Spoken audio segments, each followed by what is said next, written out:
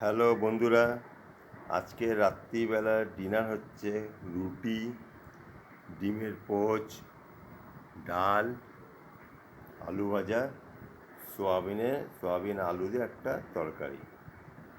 এটা হচ্ছে রাত্রিবেলা ডিনার, রাত্রিবেলা ডিনার। এবার আমি দেখুন দাদা, আমি খাচ্ছি, জানি না এখনও খাওয়া স্টার্ট করছি, কেমন লাগে একটু দেখুন।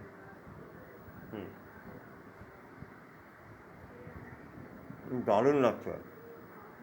আলু ভাজা রুটি বাঙালিদের, বুঝতেই পারছেন আলু ভাজা রুটি মানে কি। বাঙালি মানুষ আলু ভাজা রুটি। হুম আলু ভাজা রুটি বড় লোকের জন্য না, এটা গরিবের জন্য। এটা ডাল রুটিটা খাচ্ছি, ডাল রুটির তো বড় লোকও খায়, গরিবও খায়।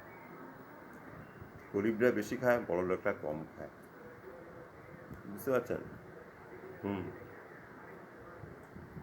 সোয়াবিনের তরকারি দেখতে এরকম লাগলে কী হবে, যখন খাবেন তখন খেয়ে স্বাদ যা বুঝবেন, জিভ দিয়ে জল পড়বে, এরকম লাগবে খেতে। আলু ভাজাটা দেখে মনে হয় ভক্তি হচ্ছে না, না? খেয়ে দেখুন, তারপরেই বলবেন। যদি ভালো লাগে আপনাদের এই জিনিসটা, তাহলে অবশ্যই আপনারা লাইক করবেন, ঠিক আছে? এবার দেখুন রুটি।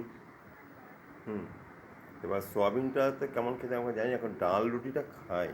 এবার আবার চুবিয়ে নিচ্ছি, দেখুন এখন ডাল রুটি, দারুণ খেতে, দারুণ খেতে। একটু সোয়াবিনও নিলাম। সোয়াবিনটা আমি খাই না, খুবই কম খাই, এটা আমার বউয়ের, তাও একবার খেয়ে টেস্ট করে দেখি।